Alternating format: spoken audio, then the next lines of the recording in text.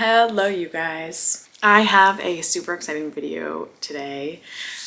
I am going to be reading 3 queer arcs that I've gotten through NetGalley that are publishing within the next couple months. 1 or maybe 2 of them might be published by the time this video is up, but I thought it would still be fun. The first book that I'll be reading is called Every Step She Takes by Alison Cochrun. I'm just gonna read the descriptions of all of these that are provided on NetGalley because that's what I trust the most. And I haven't seen any other video reviews on any of these books yet, so I'll just go right off the description on NetGalley. This is described as a swoon-worthy sapphic romance following 2 women who are thrown together on a European adventure. 35-year-old Seattleite Sadie Wells needs an escape.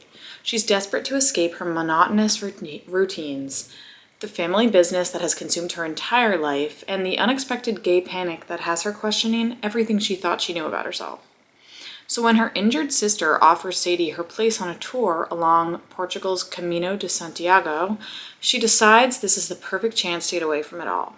After 3 glasses of wine on the plane and some turbulence convince Sadie she won't even survive the flight, she confesses all her secrets to her seatmate, Mal. The problem? The plane doesn't crash, and it turns out Mal is on her Camino tour. Worst of all, Sadie learns that she is on a tour specifically for queer women, and that her 200-mile trek will be a journey of self-discovery whether she wants it to be or not. Fascinated by the woman who drunkenly came out to her on the plane, Mal offers to help Sadie relive the queer adolescence she missed out on as they walk the Camino. As Sadie develops her newfound confidence, Mal grapples with a complicated loss and unexpected inheritance. But as their relationship blurs the lines between reality and practice, they both must decide if they will forever part at the end of the tour or chart a new course together. That sounds so fun. I'm really excited for that. This publishes on September 2nd, I believe. So this video will definitely be up before it publishes. That is book number 1. Super excited. I'm gonna read that one first. The next book is called Dead and Breakfast by Kat Hillis and Rosiee Thor. The description for this one. Married odd couple Arthur and Sal are totally normal. They wear sunscreen, not because the sun can kill them, but because even the undead need a skincare regimen. They eat garlic whenever they want, though it gives Sal indigestion. They can talk to creatures of the night, but only the raccoons that rifle through their garbage. Really, they don't bite, except into delicious baked goods. Ready to settle down and stay out of trouble, the 2 have opened a bed and breakfast in the idyllic, if not so paranormal-friendly, town of Trident Falls, Oregon. But trouble finds them when the mayor is discovered dead in their begonias with 2 puncture wounds in his neck. With the help of a werewolf barista, the elven town coroner, and a very human city manager, Arthur and Sal will need to prove they aren't literally out for blood by catching a killer. That sounds so fun too. It's giving cozy mystery, and after my first cozy mystery ever, the Ex-Girlfriend Murder Club, which I gave 5 stars, I'm itching to read another cozy mystery. This one publishes on October 14th. And the final arc that I'll be reading for this video is called Next Time Will Be Our Turn by Jessie Q. Sutanto. Sorry for pronunciation. I feel like that is maybe right. This one is, I'm probably the most excited for this one. It's like women's fiction, but queer obviously. And it sounds emotional, which I love an emotional book. This is the description of this one. Izzy Chen is dreading her family's annual Chinese New Year celebration, where they all come together at a Michelin-starred restaurant to flaunt their status and successes in hopes to one-up each other. So when her 73-year-old glamorous and formidable grandmother walks in with a stunning woman on her arm and kisses her in front of everyone, it shakes Izzy to her core. She'd always considered herself the black sheep of the family for harboring similar feelings to the ones her Nai just displayed. Her Nene? Seeing herself in her teenage granddaughter's struggles with identity and acceptance, Magnolia Chen tells Izzy her own story of how as a teen she was sent by her Indo-Chinese parents from Jakarta to Los Angeles for her education and fell in love with someone completely forbidden to her by both culture and gender norms, Ellery, an American college student who became Magnolia's best friend and the love of her life. Stretching across decades and continents, Magnolia's star-crossed love story reveals how life can take unexpected turns, but ultimately lead you to exactly who you're meant to be. The way I'm crying reading the description. Okay. So yeah, that publishes on November 11th, and that's gonna be a hard one for me to read. But I'm so excited. I was so happy that I got that arc. I requested it and I didn't think I would because it was like on the front page of NetGalley, like the I don't know, most requested or something. But then they let me. Yay! Anyways, I'm so excited for this video. Let's get into it.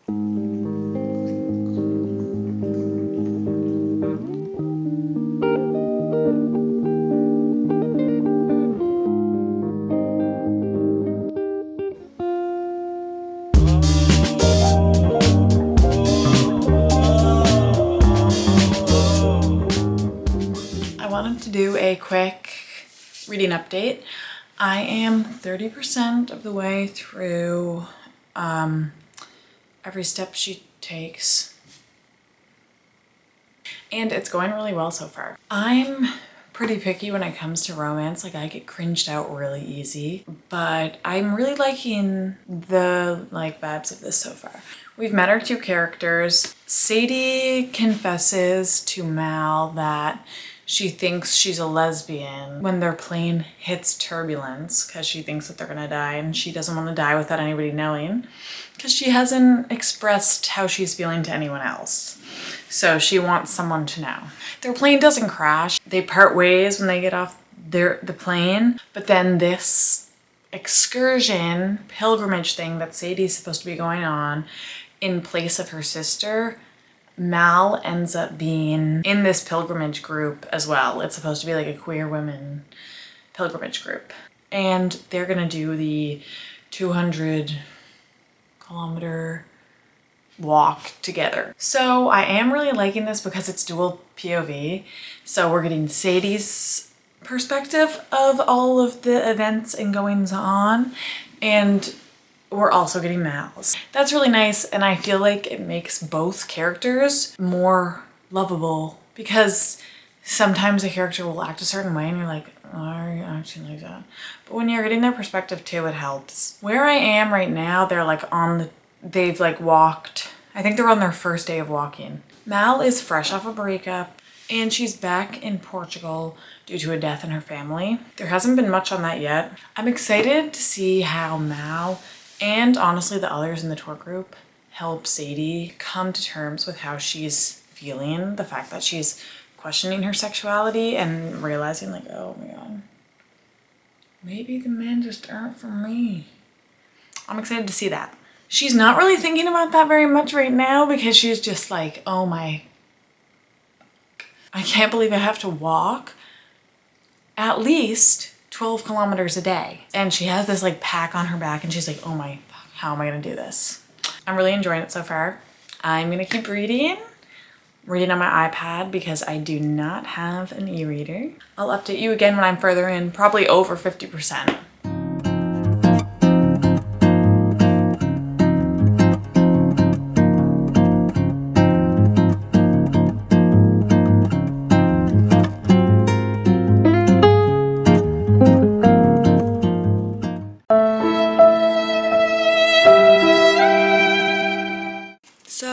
This is awkward. I filmed all of my thoughts about Every Step She Takes, and then I introed into Dead and Breakfast, and it is all gone. So let me try to recap. I finished Every Step She Takes, and I gave it 4 stars.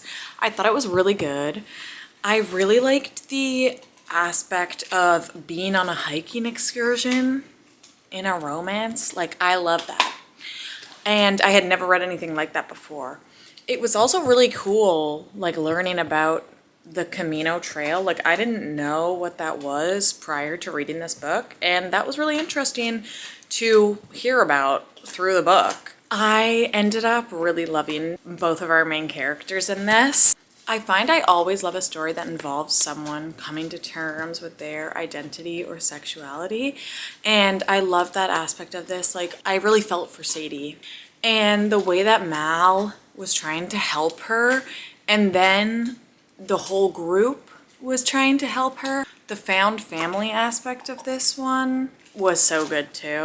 I was highlighting tons of quotes in this, which is very rare for me in a romance book. But this author, the way that she writes, I just really enjoyed it. I wanted to read out some of the quotes that I really liked, but I only have 3 on my phone. Most of them are on my iPad because that's where I read it mostly.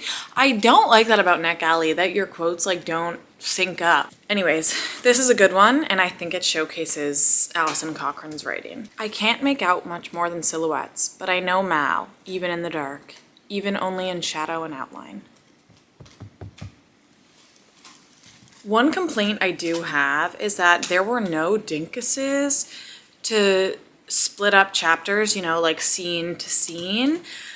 And that was like, sometimes it would take me a couple sentences into a scene switch to realize that the scene had switched. But that also could have been like a NetGalley formatting error. So that one was 4 stars. Then I went into Dead and Breakfast, and I'm done. I finished it. I gave this one 3.5 stars. I really enjoyed it. It was fun. I found out that this is actually the first book in what is gonna be a series, supposedly, called the Trident Falls series, I think. Nope. Dead and Breakfast Mystery Number 1.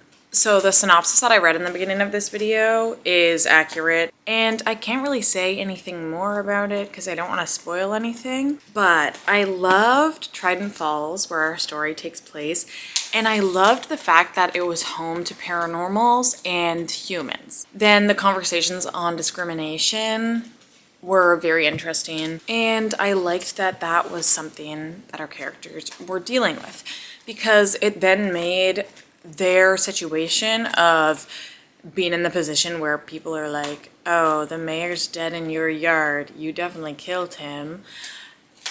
They were in even worse of a spot because they're vampires and people just wanted to blame it on them so they could be arrested and or exiled from the town.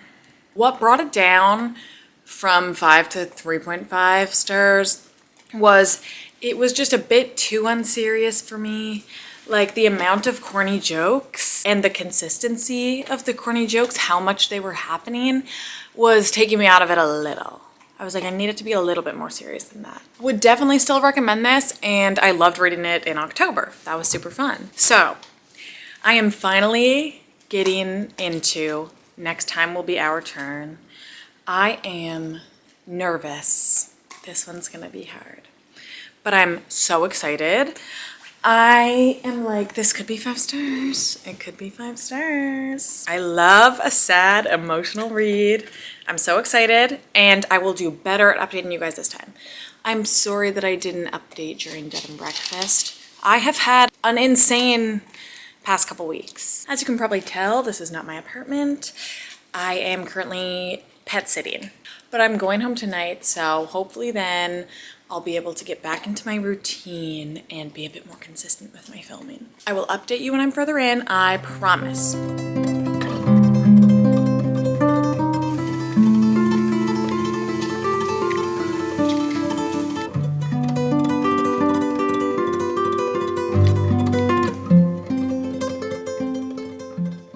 This author is the same one that wrote the Dial A for Aunties like series, or however many books there are in that, and Vera Wong. I did not know that. I also have not read those, I just know them from Kayla.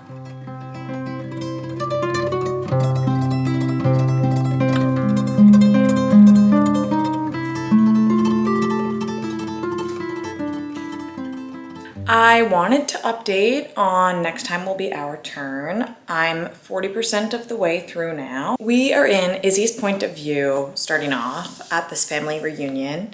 She's a teenager, I forget what age exactly, and she feels like a bit of an outcast. So her family is very wealthy. Every year they have this big Chinese New Year party, I think.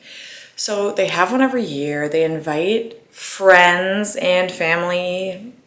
Izzy's kind of like, because they want to like flaunt their wealth. her nan walks in with a woman on her arm and kisses her on the mouth. And everybody's like, oh my God. Izzy's like in shock. Izzy's mom is like, this is gonna turn into the family name. So it's, you know, giving homophobic. In the car ride home, Izzy is spiraling. She has been thinking that she is gay, and seeing her nan like come into this family event and kiss a woman, she's like, oh my God, maybe I'm not alone. So she goes to her room and continues to spiral, and then she's like, I need to go on a walk to clear my head. So she jumps out her window to like walk around her neighborhood, and who else is there but her grandmother? So her grandmother is like, let me tell you the story of my life and how I got to this point. As the book continues, we switch to her grandmother, Magnolia, her point of view. So Magnolia's point of view starts off when she's 16. She is going to start college because in Indonesia, you graduate like high school, I guess, when you're 16, and then you're supposed to do 2 years of pre-college, then actually start college at 18. So she is moving to LA to do college. So we see her move there, and we see her make this friend named Ellery. And it's like blatantly obvious to the reader that has feelings for her. But she's in complete denial. So that's where I'm at now. We actually just got to a part, and I don't think Ellery's gonna be in the story for a little bit now. So I'm interested to see where it goes, and I'm really liking it so far. I'm gonna keep reading, and I'll update you when I get a bit further in. Okay, I wanted to come back and update really quickly. I am 64% of the way now, but I was watching back like one of the last clips that I took, and I was seeing that I was enjoying the book, which is true, but I'm definitely not liking it as much as I thought I would. Like, I thought I was gonna be having like the 5-star feeling the whole way. That's not the case. I found in the beginning of this, when we're watching Magnolia at college, and she's meeting her best friend who she is falling in love with, I found that I wanted to go more in depth into their relationship and interactions.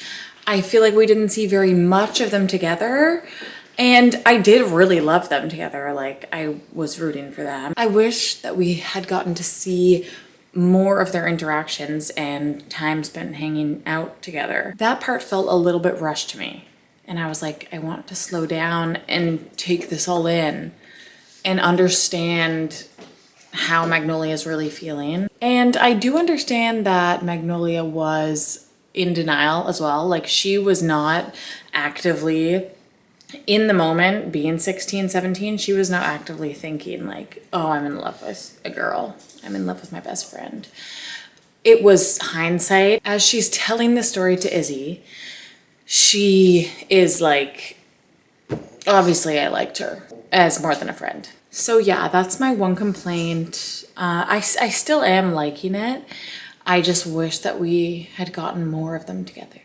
Okay, I will update again later.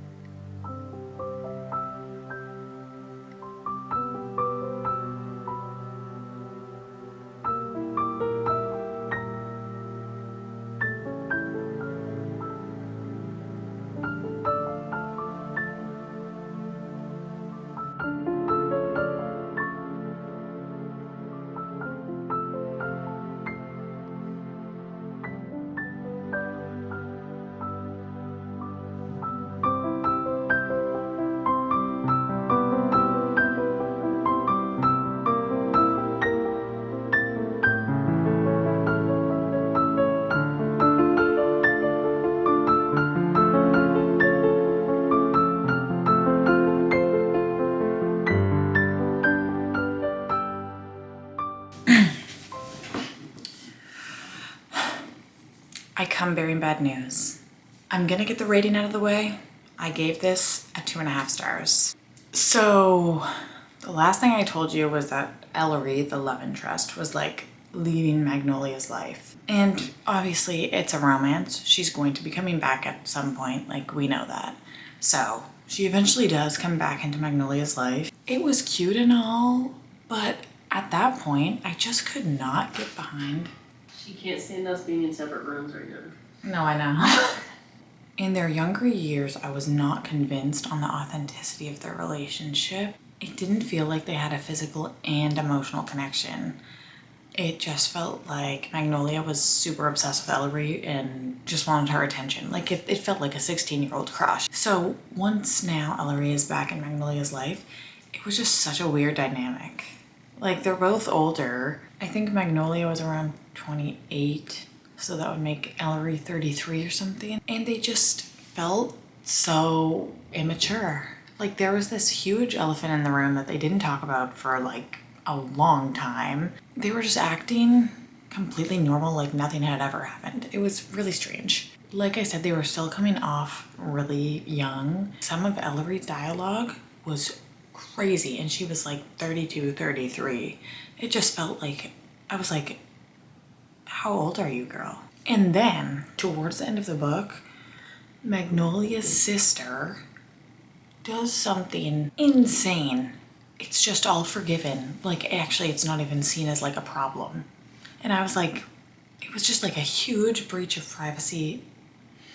Anyways, I couldn't get behind it. Then when we got to the end, there was a part that just felt like a cop-out. I did really like being able to learn about Indonesian culture a bit, and I also enjoyed the conversations around misogyny in Indonesian culture. And I liked a lot of the female characters for how they kind of tried to act against the patriarchy and, you know, get degrees when that was kind of frowned upon for women to do, and maybe not get married. Overall though, I was disappointed with this one. It just ended up feeling a lot more YA than adult, which it was marketed as adult, but I'm still glad that I read it. And this cover might be my favorite one from this year.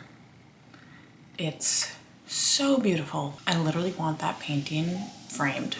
It's so pretty. So overall, I've really liked every step she takes. Dead and Breakfast was really fun. Next Time Will Be Our Turn was probably my least favorite of the video, but I'm happy that I read some of my arcs from NetGalley because my feedback ratio was terrible. I'm up to 50% feedback ratio now, and the recommended is 80. So I'm getting up there. Thank you for watching. I'll see you in the next one.